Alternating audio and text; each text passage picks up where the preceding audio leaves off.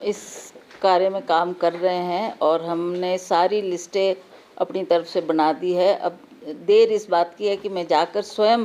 प्रभारी से मिलूंगी, उनसे सारी वार्तालाप करूंगी और सारे चीज़ों से उनको अवगत करवाया जाएगा और शीघ्र हम एक कार्यकारिणी तैयार करेंगे जिससे हम सक्रिय होकर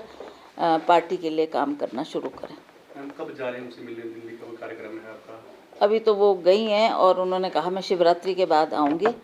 फिर उनसे बात करके ये पता लगेगा कि वो हिमाचल आएगी या मैंने भी दिल्ली जाकर उनसे व्यक्तिगत तौर पे भी मुलाकात भी करनी है और औपचारिक तौर पे भी उनसे मिलना है। तो ये कार्य जैसे ही वो लौटती हैं दिल्ली तो उनसे संपर्क करके मैं ये कार्यक्रम बनाकर उनसे बात करने के लिए अवश्य दिल्ली जाऊँगी। मैम, केंद्रीय मंत्री रजनीश बिट्टू आए थे शिमला में। मैंने तो डे 1 से, जब हमारी सरकार बनी, डे 1 से मैंने इस मुद्दे को बार बार उठाया है। सुक्खू जी से भी कई बार ये निवेदन किया है कि अब सरकार हमारी बन गई, हमारे लोगों ने जिन्होंने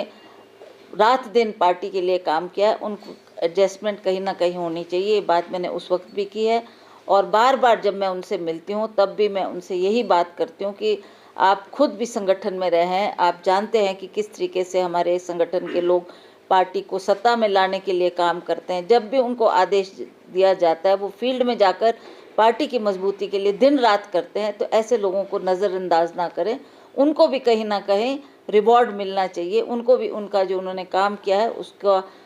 फल उनको अवश्य देने की कृपा करें। और हम भी चाहेंगे कि जिनकी एडजस्टमेंट्स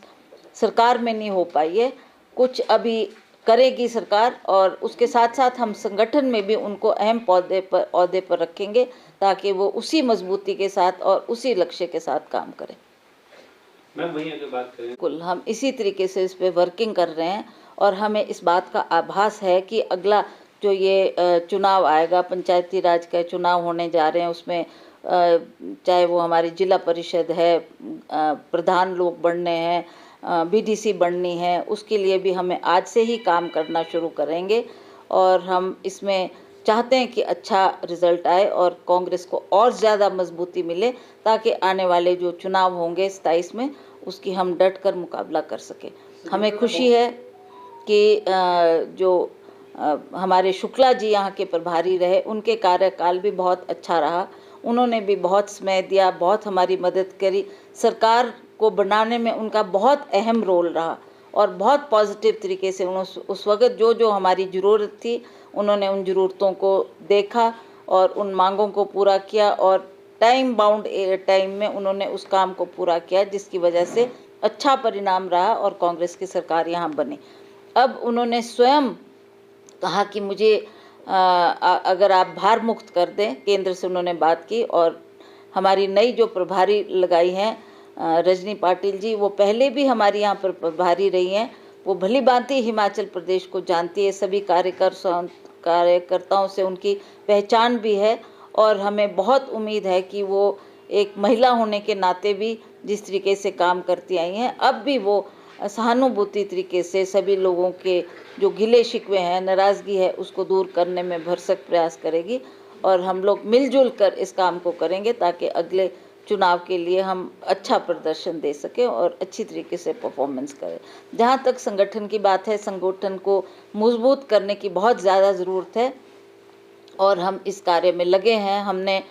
अपनी जो ग्राउंड वर्क है उसको हमने कर दिया है, लिस्टें हमने बना दी है, अब केवल मात्र उनसे चर्चा करनी है और वो क्या आदेश देती है फिर हम आगे बढ़ेंगे। देखिए, बिट्टू जी आए हैं पर उन्होंने जो आंकड़े पेश किए वो सही आंकड़े नहीं थे, ना उन्होंने उस पर होमवर्क किया है, ना सही तरह से उसकी जानकारी हासिल की है और यहाँ आकर उन्होंने जो कहा है उसकी कॉन्ट्रडिक्शन कल हमारी पार्टी की तरफ से हुई, हमारे मंत्री ने उस पर जवाब दिया है और सारी सही बात लोगों के सामने रखी है। मैम, दिल्ली को आज महिला मुख्यमंत्री मिल रही है, किस तरह से देखती हैं? ये अच्छी बात है कि एक महिला को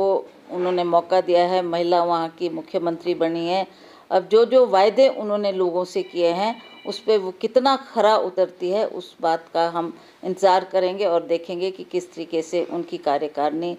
में वो काम करते हैं और किस तरीके से लोगों की जो उम्मीद उनसे है उसको किस तरीके से पूरा करते हैं। हमें खुशी है कि कांग्रेस के कार्यकाल में भी शीला दीक्षित जी बहुत लंबे अरसे तक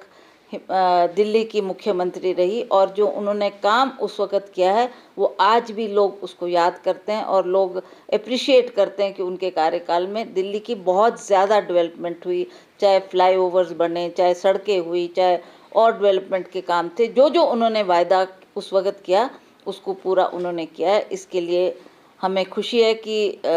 उनका कार्यकाल आज भी लोग याद रखते हैं। अब हालात के मुताबिक अब नई दिल्ली को